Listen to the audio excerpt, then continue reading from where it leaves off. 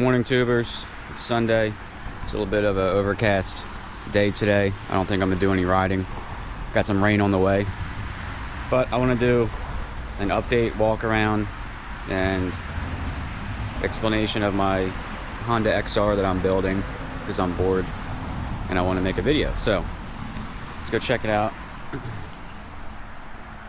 Got it sitting over here. Go ahead and show you the other side too whenever I take it off the stand, but she is looking beautiful. I mean, seriously.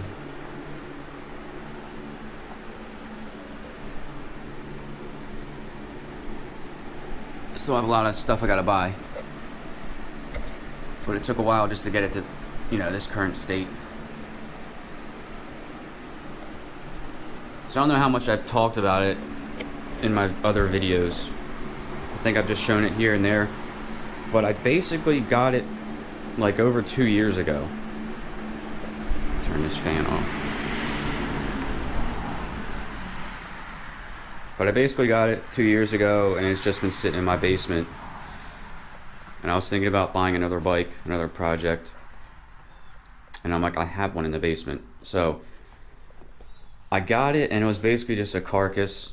The motor was blown up. It was a top end issue. From what I knew, the bottom end was okay until I started cleaning up all the parts. So I disassembled the bottom end. The stator cover was in like 2 pieces. I started to sandblast the clutch cover, and it had a crack all the way at the bottom here. And sometimes you can't see that stuff until you clean things up and start sandblasting it, and all of a sudden you got some destruction. The crankcases, I also had to replace those because there was a lot of chain slap on the other side, and a couple threads were really in bad shape. So I had to source a set of crankcases, nice ones. I found a set of nice ones for like 120 bucks. The stator cover, I found an OEM one, and the clutch cover was used. So basically I started out with a crank, a transmission, the clutch basket, the oil pump, and those gears, and all the aluminum I had to replace. The head was okay. The valve was bent, and that's ultimately why it got taken apart. I think it was the intake valve. Had a pretty good bend in it. So I decided, what do? Do I take the cylinder and bore it out? I didn't do that. I ended up just buying the 120cc big bore kit, and that comes with all the top end components. It came with a bigger cam. It came with the valve keepers, all the gaskets for it. I had to buy valves for it, valve seals, all the stuff that goes in the top end. And then I started sandblasting all the parts and painting them, and it sat for a while. And I decided for whatever reason not to paint the new cylinder. It was already silver. And I knew to some degree there was going to be some silver on the bike, such as the hubs and the swing arm and the forks and stuff. So I just left it that color. Besides that, I went with these stainless steel socketed cap screws for the fasteners of the motor all around here. And when you buy this kit, it comes with like everything, like even this clutch adjuster nut, the bolt to hold on the Kickstarter, the fasteners up here to hold on the intake manifold, the nuts for the exhaust system here, and same thing for the other side. I just like those so much better than the standard Phillips head screws, and they even come with washers too, which is cool because when you paint this stuff, as soon as you screw on a screw to it and it touches it, it rips it right off. So it has a nice little washer there for a foundation. Inside as well, besides the top end, I do have a new clutch in there, different springs. The transmission's stock, the crank was in good shape, and I had a lot of the engine stuff purchased before I even did frame powder coating and decided on that type of stuff. I had to have a couple repairs made on the frame. There was a little bit of a crack here on both sides, so I had that welded, and there was one other little tack weld we made right here before we did the powder coating. One of the bolts for the shock linkage was seized up. That took forever to get out. And besides that, the frame is straight.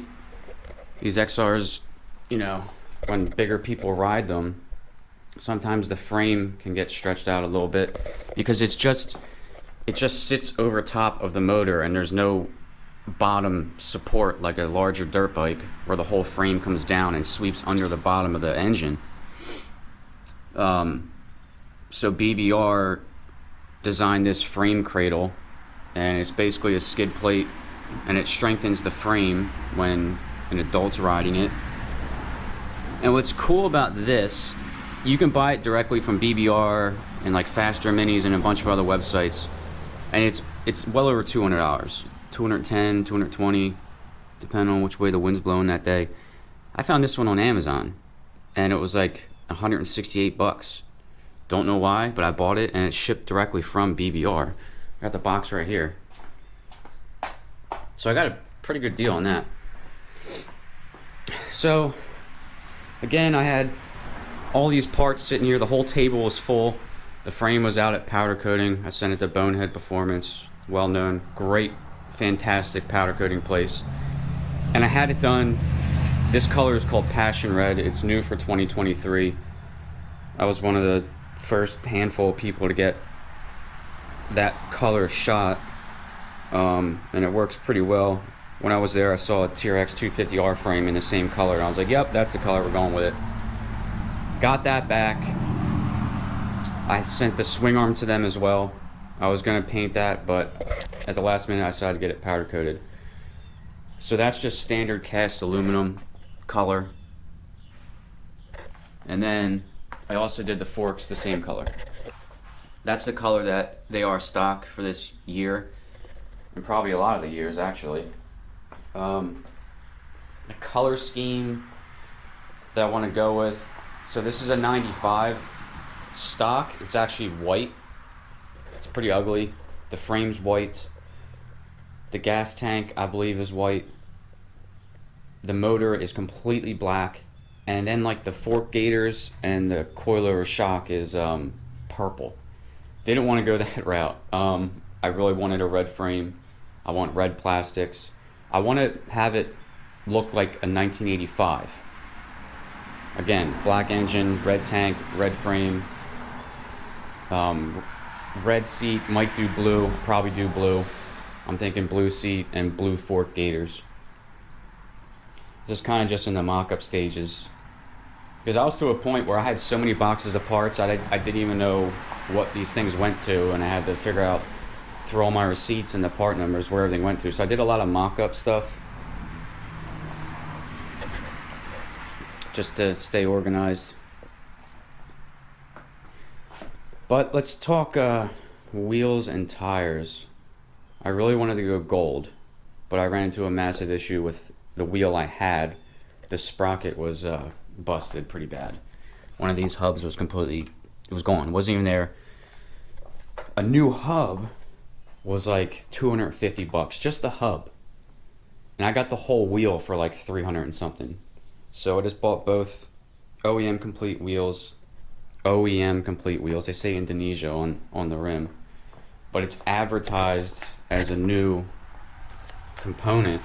All right, so it says Honda genuine complete rear wheel. There's the year it fits. That's the price. It showed up in Honda packaging. I mean, same thing with the front. And the quality looks good. The color looks right. But it does say Indonesia somewhere. It's probably on the other side where it has the sizes. I don't know if you guys can see that. Yeah. But the point is, I wasn't going to buy just a hub when I can get the whole wheel for that Problem is, I wanted to go with the black BBR wheels, have them powder coated gold, build up the wheel with the hub and the bearings and all that. But I just didn't go that route. I wasn't going to disassemble these brand new wheels and send them out for powder coating. Maybe one day, but the chrome does look good, so I'll leave it. Alright, so we talked about the motor, the frame. Oh, I also had the foot peg mounts on both sides done in the same passion red instead of painting them black. I figured it all comes together. Also the front engine mount here, had that done the same color. Yeah, don't mind some of the extra gasket maker and never sees on there. I'll clean all that stuff up later. Sometimes things get nicked and dinged when you do assembly. So then, that's the color scheme, and the reason I went with the chrome wheels because of the issue I had with the back and the pricing and stuff. As far as the forks, I did the BBR heavy duty springs up front, so the suspension's a lot stiffer. Completely rebuilt them. New dust seals, new fork seals, put the oil in there. I even bought all the OEM hardware here. A lot of the stuff I got from Partzilla, and I have a couple other websites that I go to as well. But the majority of stuff is always available. Got a new axle and axle nut. They're all the zinc plated stuff. The front tire is actually flat right now because I popped the tube when I installed the tire, but I got a new one over here. So that'll go in at some point. Rear suspension. I went with this crazy coilover shock. I think it's a 165-pound spring. It's got a lot of adjustments. It's got the remote reservoir, which I got to figure out some sort of band clamp for that. That's just zip tied there in the meantime, just to wheel it around. But it feels really good. And this company, I forget the name of it, they sell this link here. It's a billet link, and it raises the rear end of this up about 1.5 inches. So it sits a little taller and has a little bit more of a better stance, let's just say. A different stance, a taller stance. But it didn't really sacrifice like the wheel width too much. I think it looks more proportionate. So I kind of wanted to do complete restoration. I wanted to mod it, and I wanted to upgrade it. Upgrade suspension front and rear. Aftermarket linked to raise up the rear.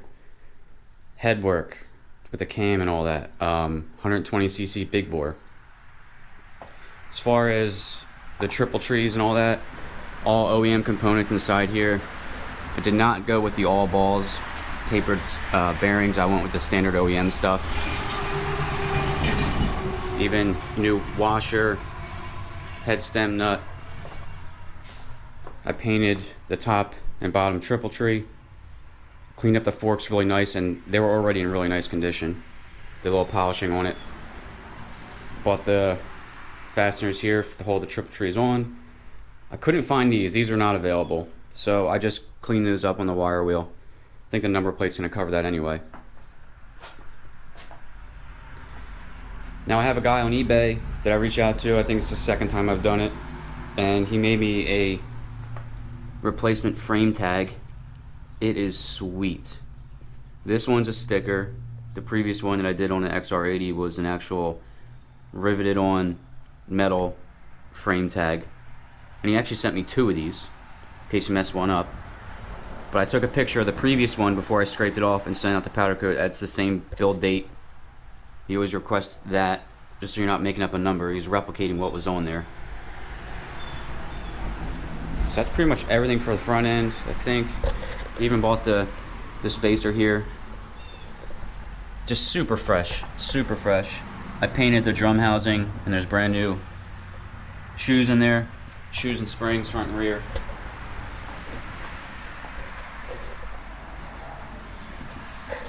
So this here is the gas tank mount. That's brand new, nice soft rubber. I have the tank setting here for the backbone of the frame. And I could have reused the old ones, but they're kind of old, cracked, and I have like extreme OCD, and the project's honestly kind of getting out of control because I think I'm gonna be like $5,000 into this when it's done. But it was free. That's the thing. I didn't spend $1,500 on the bike, and then I'm doing this, you know. And I want things to be perfect. And on top of that, I'm building it for myself. So next, wiring. I have brand new ignition coil. Got off Partzilla OEM. I didn't want to go aftermarket. I bought the rubber housing here for the CDI box, which I didn't get yet. I'll get the BBR one. OEM cap. Got the spark plug in there. Wire harness is on the other side. I'll show you that. Brand new stator. I got a bunch of other parts in the BBR box that I can't really install yet. All these engine mount bolts are all zinc plated OEM stuff. I reused the kicker. It's not floppy, it's nice and tight. And I have the new rubber on there, and the kicker works. Unlike when I did the other bike and discovered that the kicker didn't work because I didn't get the spring right. So I learned my lesson there. You can't get this tube here, so I reused that, cleaned it up, looks great. So I didn't want to go with a loud exhaust. I wanted a quiet bike because I'm probably going to ride this around my house a lot. So believe it or not, this is a brand new OEM exhaust system. Brand new.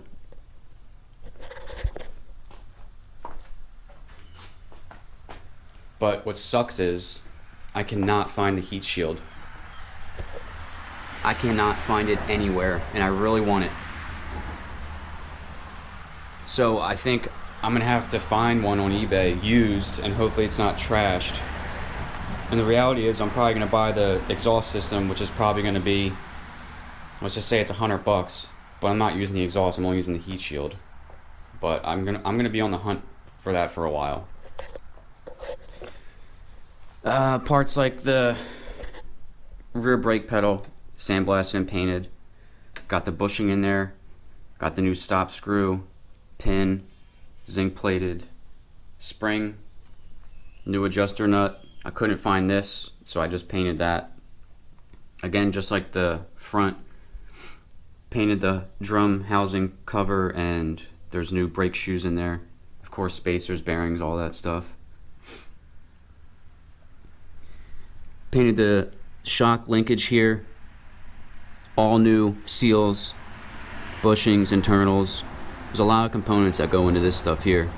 All greased up. Don't have a carburetor yet. I do have the stock one. I'm not sure if it's a Kian or a Mikuni, but I'm kind of thinking about going towards the Nibby.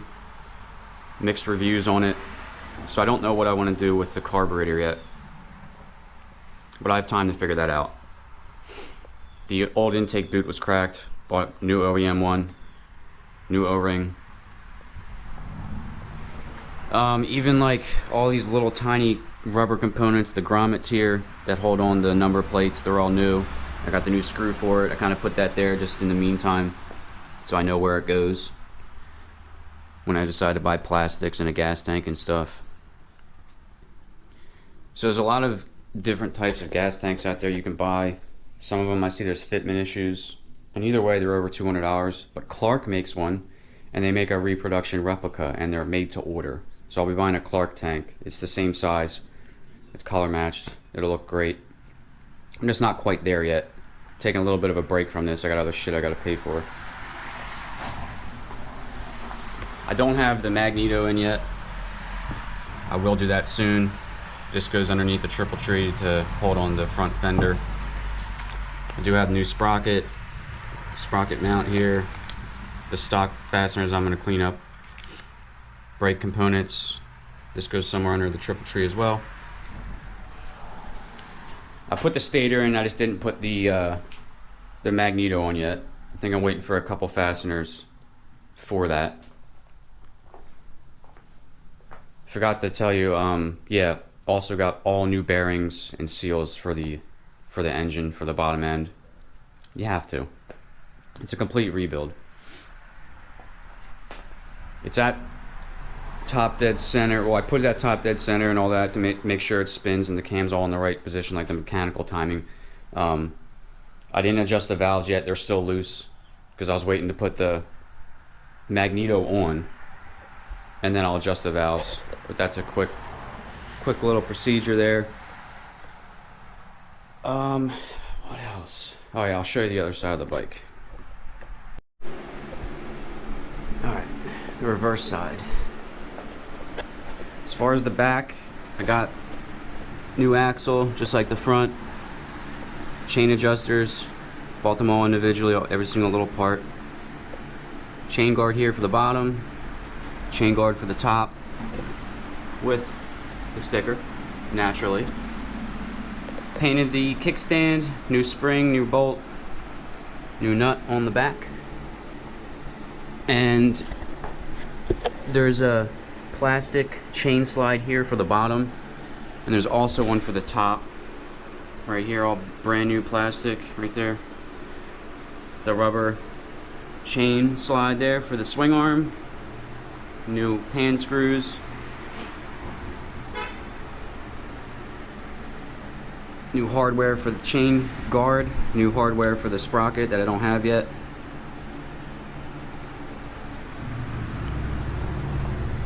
Oh, the tires, what the hell are these? So it's a 90-100 by 16 in the rear, and it's a Geo Max MX53. What I think is kind of unique about it, the lugs in the center are like staggered.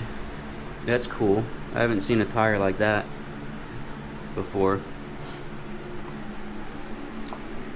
Alright, here's the wire harness. I think I got that from T-Bolt USA.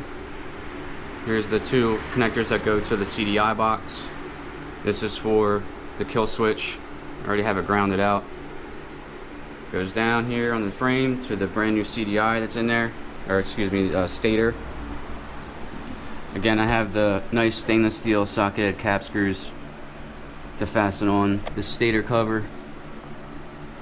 New foot peg pins and springs. I mean, everything is just brand new. This is going to be a brand new machine when it's done, but also upgraded performance-wise. The front tire, it's also a Geomax MX53F, and the front is a 70 by 100 by 19. So the wheels are much larger than an XR80. I think the XR80 is a 14-17, and this is a 16-19. Haven't decided on handlebars or levers yet. Those are just bars I had in stock for mock-up, just to wheel the thing around.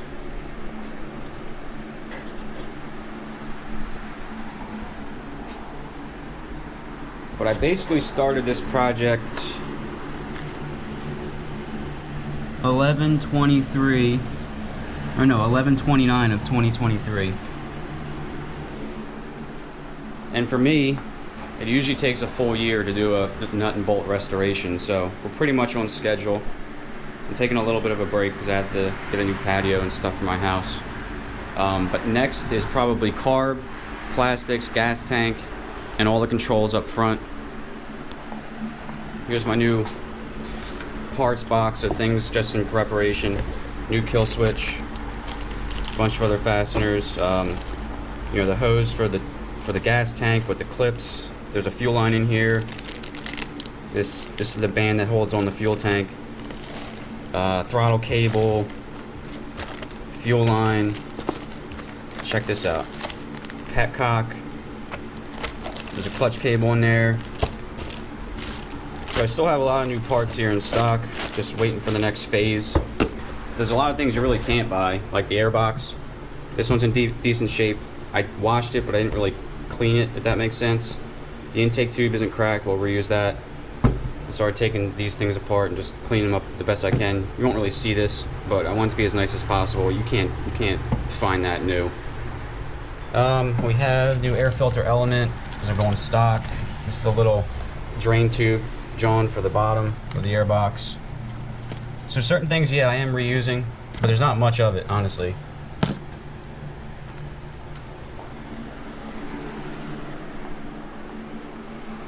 But it's looking great, guys. A lot of hard work. And I think that's really it for now on how it sits.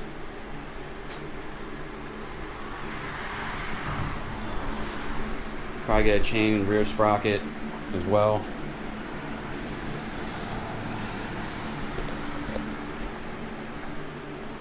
But yeah, I think it's turned out great, guys, and I'm pretty excited, and it's going to be a fun little ripper. Cool. Well, that's really it, guys. So just want to give you a little update, a little walk around, cool video for your Sunday. So if you like today's video, you know what to do. If you're new, subscribe, and I'll catch you in the next one.